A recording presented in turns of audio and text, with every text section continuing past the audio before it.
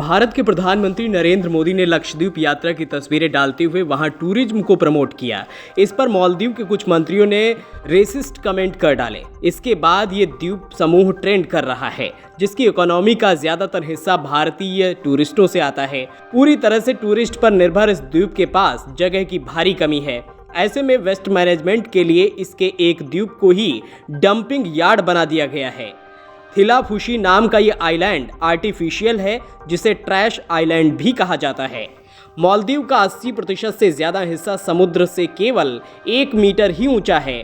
वहीं द्वीप देश का अकेला हिस्सा जो पानी में सबसे ऊंचा है, थिलाफुशी है, यानी कचरों का द्वीप। 90 के दशक में मालदीव में पर्यटन तेजी से बढ़ा। यहाँ भारत समेत चीन और कई देशों से सैलानी आ रहे थे।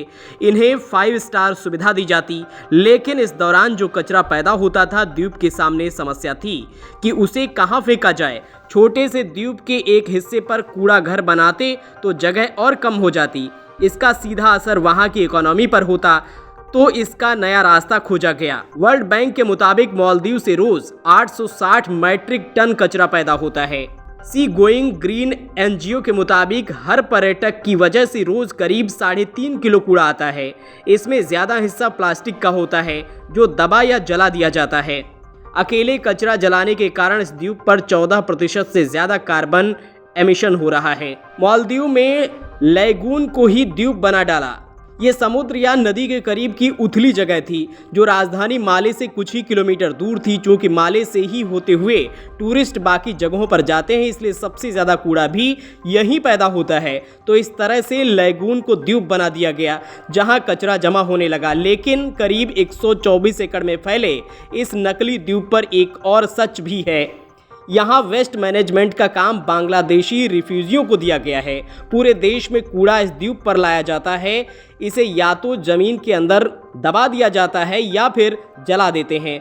बहुत कम ही चीज़ें रिसाइकिल की जाती हैं। लंबे समय से पर्यावरणविद आरोप लगाते रहे हैं कि यहाँ पर्यावरण के साथ मानवाधिकारों का भी उल्लंघन हो रहा है। कचरा संभालने वाले बांग्लादेशी नरक जैसे हालातों में रहते हैं। वेस्ट मैनेजमेंट के लिए उनके पास ग्लव्स और मास्क जैसी बेसिक चीज़ें भी कम होती हैं। ये लोग यहीं रहते भी हैं। टूरिस्ट की आवाजाही से या देश में इकोनॉमिक बूम का इन पर कोई असर नहीं होता।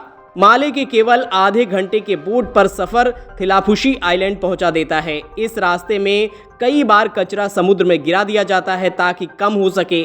खुद माले के पर्यावरणविदों ने आरोप लगाया है कि समुद्र में जहरीली चीज़ें फेंकी जा रही हैं। इसमें सामान्य बायोडिग्रेडेबल कचरे से लेकर खतरनाक किस्म का कचरा भी शामिल है, जैसे सिरिंज, खराब इलेक्ट्रॉनिक सामान और खराब दवाएं। इनका सही निपटारा जरूरी है ताकि वे धरती पर जीव जंतुओं को नुकसान न पहुंचाएं।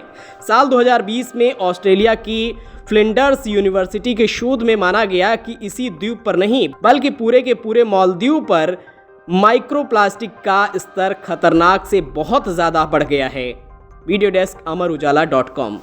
अगर आप ये वीडियो YouTube पर देख रहे हैं तो हमारे चैनल को सब्सक्राइब करें और बेल आइकन को दबाना ना भूलें। अगर आप Facebook पर ये वीडियो देख रहे हैं तो हमारे पेज को लाइक करें।